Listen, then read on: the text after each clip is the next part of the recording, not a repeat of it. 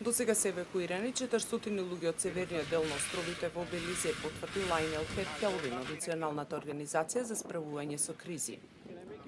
Според Кет Келвин, подготвени се околу 20 засолништа за луѓето од Белизе Сити, Стенд Кирк и неколку соседни села. А веќе побарано од жителите на Белизе Сити и другите крајбрежни заедници да побараат засолниште во внатрешниот дел на копното. Според Американскиот национален центар за урагани, ураганот Ерал дувал со максимална брзина 121 км на час.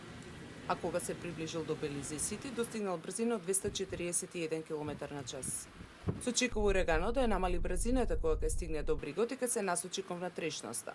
Се предвидува Ерал да го погоди Белизе во попладневните или раните утрински часови.